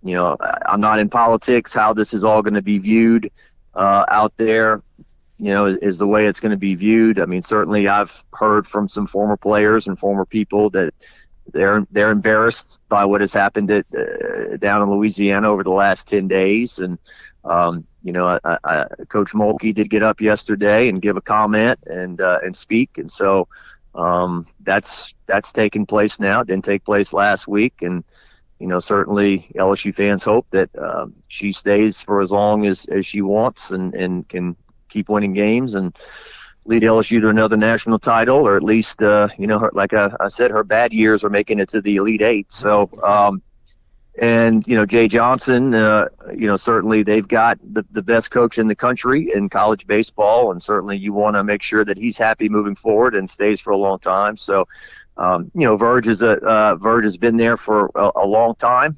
He's been around LSU for 40 years. He's been one of the major players in all of those meetings that they've had over the years to make major decisions and whatnot. And so, I've interviewed Verge many times. We've spoken many times. I will say he's a lot harder to get in touch with over the last five days than he was before. Verge would always answer a text and a phone call. Lately, I understand he's a little busy to deal with peons like me.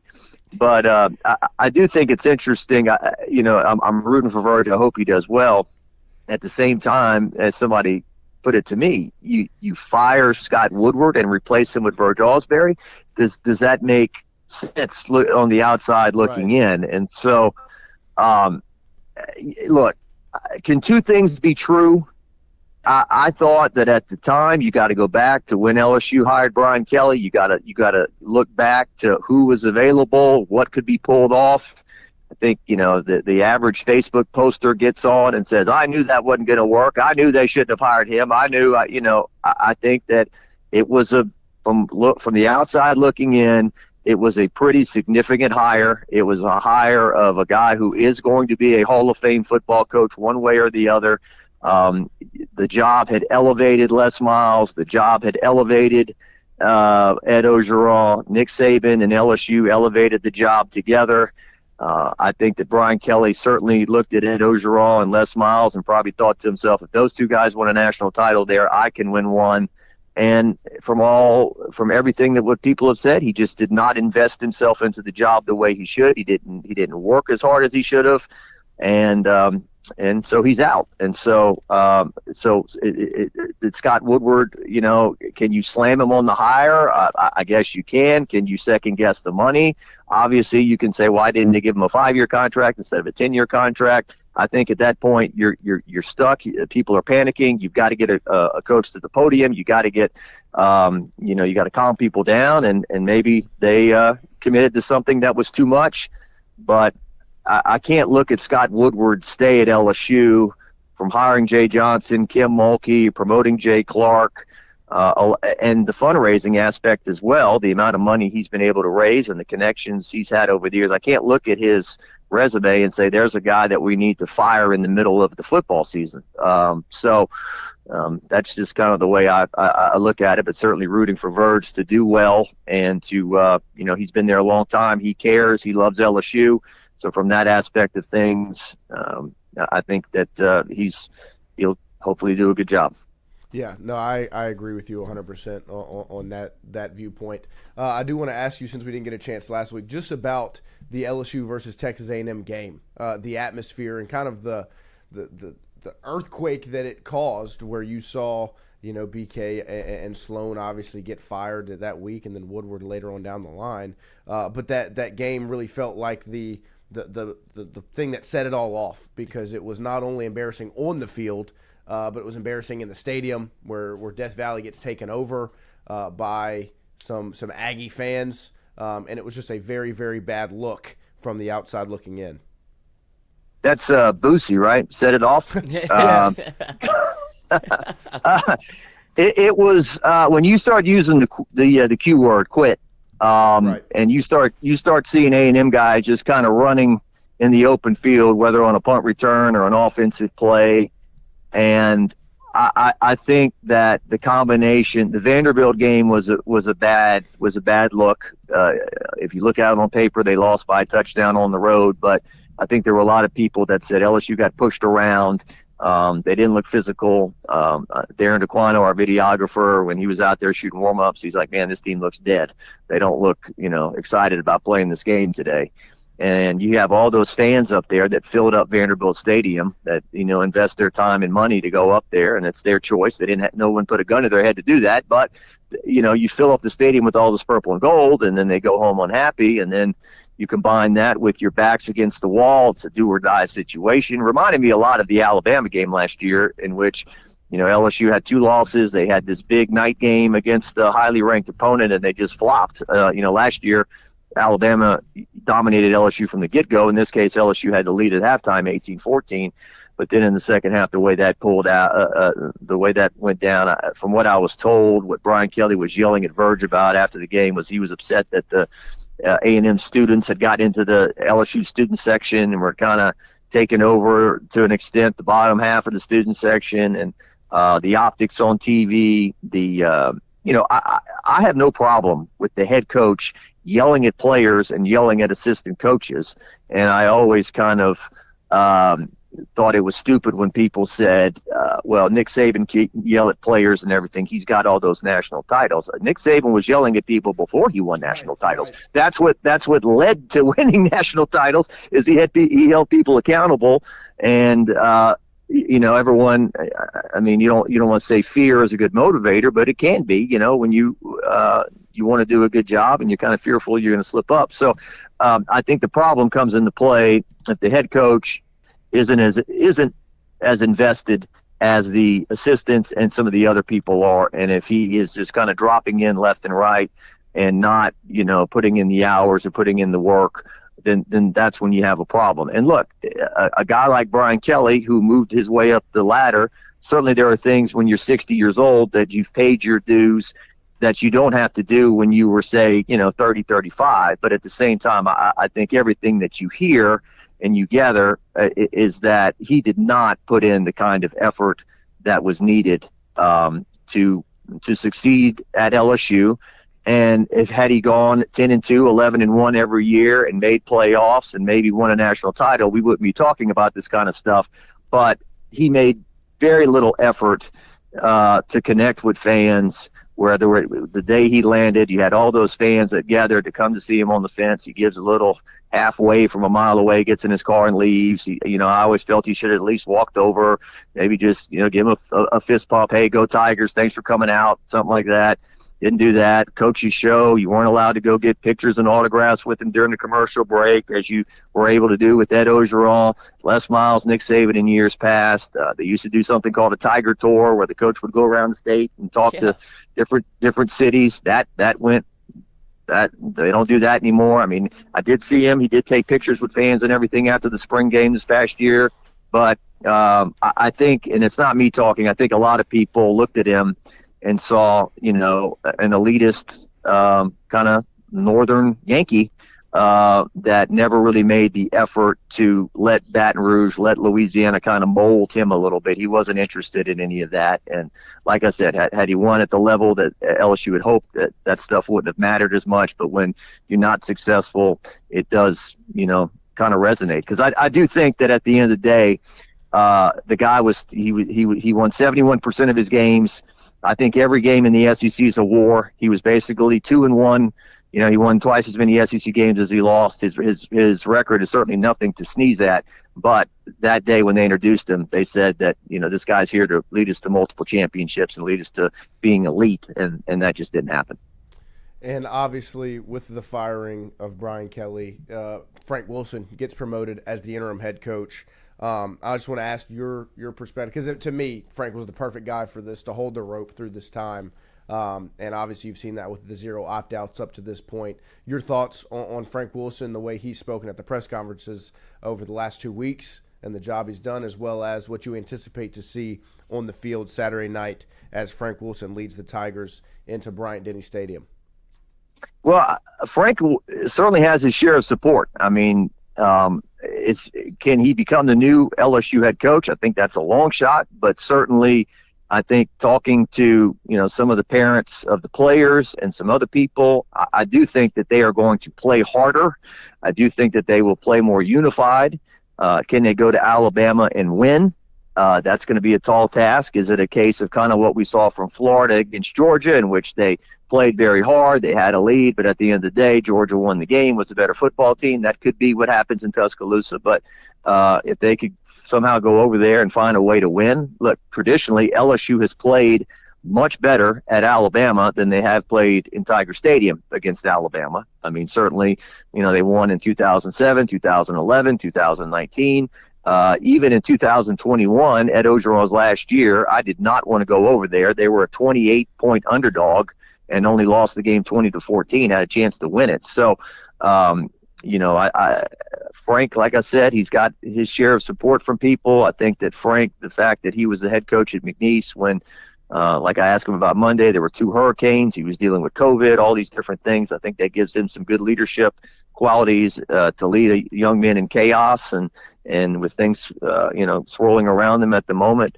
And we'll see what happens. I mean, I think that at this point, maybe LSU can split the final 4 games, go 7-5. I think it would be, optimistic to think they could win 3 of 4 and go 8-4. But who knows? If they win all 4, great. And Frank will put himself in the conversation to be the next head coach. But I think it's very good that you've got a guy in place who's been a head coach before, who's a Louisiana native, who certainly is going to give his all to this, and you've got a great recruiter in place to kind of keep the recruits from panicking and continue the recruiting efforts as LSU finishes out the year here. So, rooting for Frank and hope he's able to do a good job down the stretch. Well, JD, we appreciate you joining us as always. Thank you for putting in the effort to get on the phone, and shout out to Jody this morning for making it happen. Yeah, I'll be sure to let him know. Maybe y'all can get him a T-shirt or something. I'll get it to him. So thanks for your patience with me. Sorry that happened this morning. That was never quite happened on the cell phone before out here at Spectrum at South Downs. But crazy times in Baton Rouge at LSU. The next thing that'll happen is that the head coach will come from Venus. He'll step off a UFO. He'll have he'll be green with big eyes and step right in. But thanks for having me this morning. I'll talk to you guys next week. You got it. Thank you very much. There he is, Jacques Doucet, the sports director over at WFB. The best in the business. I mean, he goes and steals his buddy's phone at the Spectrum Fitness to get on the phone call. We appreciate it, JD. He called from his phone. Whenever I called him, it wouldn't even ring. So I was like, something's up. And then he calls me, I answer, and he can't hear anything. He can't hear anything from my end. Right. And all I could hear from him is he just goes, and I was like, I don't know if we're going to talk to him today. Shout out to Jody. Shout out Jody. Shout out JD for making it happen. That's how you get to be the best in the biz. You just don't give up. No, 100%. And I do like the idea of Edo painting himself green and being the head coach. It steps off a UFO. I mean, that seemed like the direction we were headed. Nothing would surprise me at this point. Because when he kind of broke it all down, JD was like, well, you fire your coach, and then your OC, and then your AD, and these are all like huge things when they happen as a one-off. Right. Now they're all 3 happening in at the 1 same week. time. And so it's definitely a crazy time, and we'll see how things continue to shake up. Don't forget, every single day we were brought to you by CAS Roofing and Advising. Our guy Pierce Patterson over at CAS does great work because at CAS it's not just another roof, it's their reputation.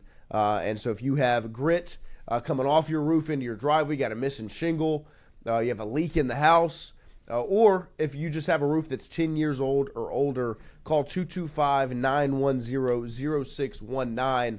Pierce will make his way over. He'll hop up on your roof. He'll check it out. He'll let you know if you're good, if you've got some storm damage, and if you're good, you're good. If you have damage, he'll let you know what the process looks like, and he will walk you through it step by step. They have a great team over at CAS of salesmen, of some people in the office. Trent does a great job answering calls, and then the leadership, of course, from Mason and Al over there at CAS. Make sure you call 225-910-0619, and Pierce Patterson will come check out your roof. We appreciate all of you here on this Wednesday morning joining us, as I think it's about time to close it out with some athletic connections in our daily dozen like we do every single morning when we get close to 9 a.m. Just try to get a little bit smarter. Try to get a little bit smarter every day. 1% every single day. 1% mo better. We appreciate all of you, as always, joining us and hanging out with us. Shout out Jody. Anybody else says in the chat this morning. Hunter Hall, Noah going through an athletic connection to try to get the start of a shooty hoops matchup. What does that mean? I have no idea. Will Wade is the ticket at North Carolina State, and he has a legit rival with UNC, Wake, and Duke. No, it'll be fun to watch North Carolina State. That's for sure. Oh, did you not? Hold on. Before we get into this athletic connections, Will Wade did make his debut. Obviously, he is still a lunatic. But Absolutely. They had somebody posted from their first home game. Oh, is that the sound warning? Yeah. Yeah. No, I mean, North Carolina State is a serious basketball program, but this year he just brings a little bit different. He does. Panache. He brings some excitement and emotion and what does it say? Loud environment, sound levels hit 90 decibels. Around 30 minutes at this level can cause temporary hearing loss. I mean, that's pretty awesome. That's pretty much fun. That's what he does. I remember the days in the PMAC like that back in the day. I remember those days. Hopefully, Matt McMahon can get the decibels up in the PMAC. Yes. Tonight, as they take on Tarleton State. If you win, they will come. Let's see. We've got Rush, Dash. Ooh, wait. Here we go. Pass rush, pass interference, pass protection, and pass breakup. Like that. Gotta be. Streaming. Yep. Radio. Yep. Television. Yep. In person? Bang. Pride. I don't think people want to talk about streaming so much right now. No. YouTube TV. L. Let's see. We've got. I think these are like horses or something. That's what I was going to say. It's just I'm looking at Secretariat right now. But I mean, I feel like a spirit could also be. This one definitely seems like one. This one seems Those like are one. horses. Omaha feels like a horse too. Okay, so go Omaha, Gallant Fox, Secretariat, and go Citation. That's one what I doesn't was fit thinking with the too. rest of them.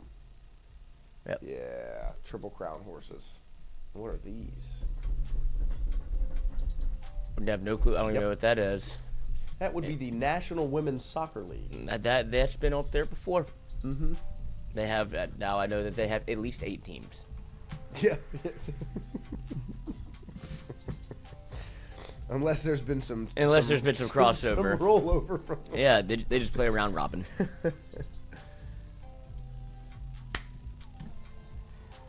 Guess they learned more about horses. I mean, obviously I knew Secretariat. Yes, I knew Citation. So that's an easy one. The Gallant Fox. I mean, what else is that? What else could that be? It's got to be a horse. Huh. Okay, we've got 2 gentlemen. That is Sean Penn. It is Sean Penn. And it's the dad in Entourage. Maybe. The dad in Entourage. Why do I not remember the dad in Entourage? Sloane's dad. Oh, the hair. That's what made me think it was just the hair. Is that Sean Penn? No. It looks like the dad from Meet the Fockers. That's who it is. It's the Fockers' dad. Who's that? I don't know his name. We probably should. Dustin Hoffman. Yeah. Yeah, I felt like he was famous. That's the dad from Meet the Fockers. And then Brian says, or Johnny O'Good says Daniel Day-Lewis. Oh, okay. Yeah, I don't know. I can see that. I guess I just remember him with dark hair. I don't ever remember Daniel Day-Lewis with gray hair, but I guess he does get older. What was the first one? Dustin Hoffman, yeah. And then I'll go Daniel Day-Lewis. I trust that. Hoffman is the dad from Meet the Fockers, right? Mm-hmm. I love that movie. Yeah. Well, can you milk me, Greg? Is it Meet the Parents is great. That's Meet the Parents. Yeah. Meet the Fockers is when they go meet Greg's parents. Yeah. Or Greg's actual name, Gaylord Fokker. Right. Which we learn. It's hilarious. It's such a good movie. Popsicle brand popsicles. I got my eye on you, fucker.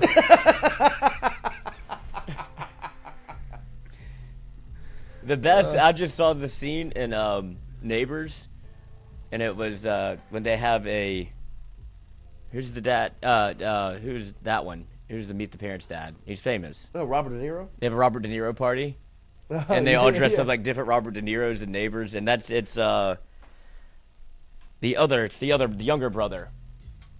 I don't know why I can't think of his name. The younger brother. They're both actors. The one's best friends with Seth Rogen. Yeah, you're talking about. Why can't I? Now I'm blanking on the name because you've cooked me. Because I'm thinking of the. I got my own, you fucker. Why can't I think of his name? Look at you, upset Jinxie Cat. Why can't I think of their names now? I keep thinking Dave Franco. Yes, James and Dave. James and Dave, they're great names.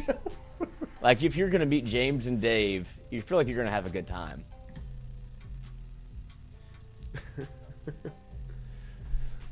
Is this what? Pops, it's SpongeBob? SpongeBob, yeah. I actually had one of these like a month ago. They have, oh god, the design quality has gone severely downhill. Yes.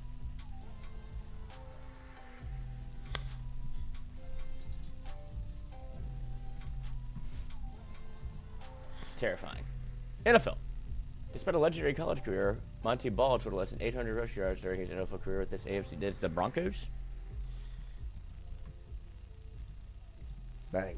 16 former Rookie of the Year in 2018. He's currently an unsigned free agent. Oh, the Rookie of the Year in 2018. This is NBA? Mm-hmm. The 2018 Rookie of the Year. What was the 2018 draft? LeBron was in 03. Who's the number 1 overall pick in 2018? 16. Why can I not think of the past Rookie of the Years? Andrew Wiggins is signed somewhere, huh? Mm-hmm. 18 was...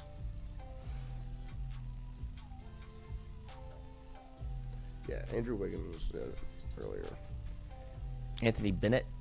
That was way before. 2013. Yeah. Rookie of the Year that's an unsigned free agent. Because Cat won Rookie of the Year, so it wouldn't be Jahlil Okafor. 2018. Oh, that's Ben Simmons. Oh, gross. Ben Simmons. Nice. I'm glad we didn't look at the chat for that. Mm-hmm. 6'10", though. Loser. Hey, Joe will not know. Yep, go ahead and help us out here, guys. Quebec Nordics until 1995. Is it the Winnipeg Jets? I guess that would be Winnipeg. It's a great name. I have no idea. Winnipeg. I bet the logo is sick. The Avalanche, Brian Burgess says. Let's see what they... Quebec Nordics. Isn't that Colorado? I think I met a couple Avalanche fans over the weekend. Yeah, their logo is awesome. It is. No, the Quebec Nordics. Ooh, like a Nordic stretch. Wait, who do you do that with? It's just at the gym. Oh. Prime Minister of Italy in 1922. They adopted the title of Taduce and aligned Italy with Hitler. Is it Mussolini? I'm pretty sure. I think so. Taduce. This is Mussolini.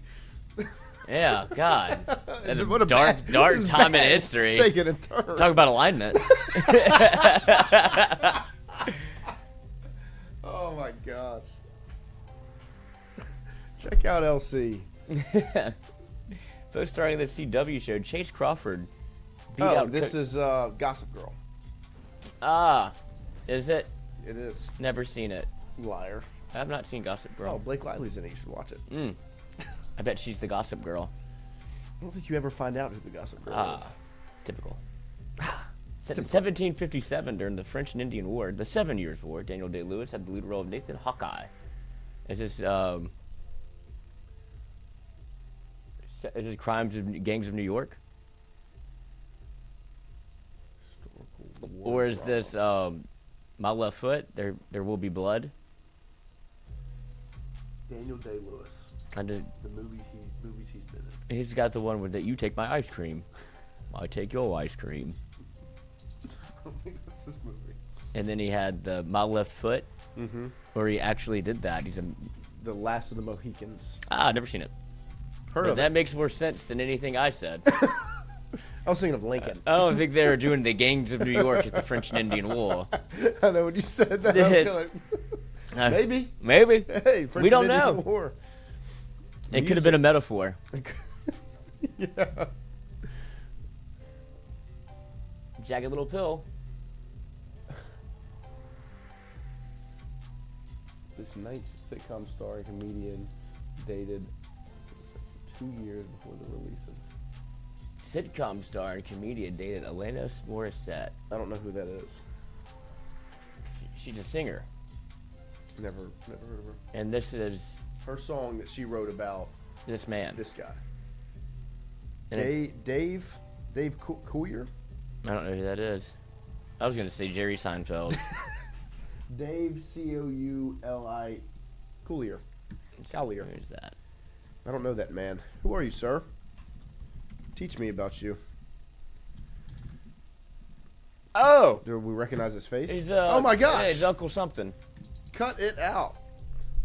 Cut it out. He's He looks like a prick, kind of. from Full House. Uncle Joey. Is he Uncle Jesse? Or No, one of them's not even. Jesse is He is John Stamos. John Stamos, yeah. And one of them is not an uncle. Joey's not an uncle. This man. Jesse's an uncle. Right. So they never call him Uncle Joey, No, but it's like a. But he's Uncle Joey. Yeah, it's like it's a trick. Yeah. They don't even call. Nobody calls him that in the show. Right. He's just Uncle Joey in your brain, though. Right. It's what is it? The Mandela effect. Mm-hmm. Mandolin effect. That could get Mandelo'd. We appreciate you guys hanging out with us here on this Wednesday morning as we get ready for LSU, Alabama, Saturday night in Bryant-Denny Stadium. We'll See, that didn't really roll off the tongue that well. No. Oh, Saturday night in Bryant-Denny Stadium. The BDS. They probably won't be that as excited either. I think it could be a bit of a trap. I think so. I'm hoping so. Nussmeier goes for 315 and 3 tuds, no picks. Arlenberry rushes for over 85 yards. Caden Durham adds an extra 50 on the ground.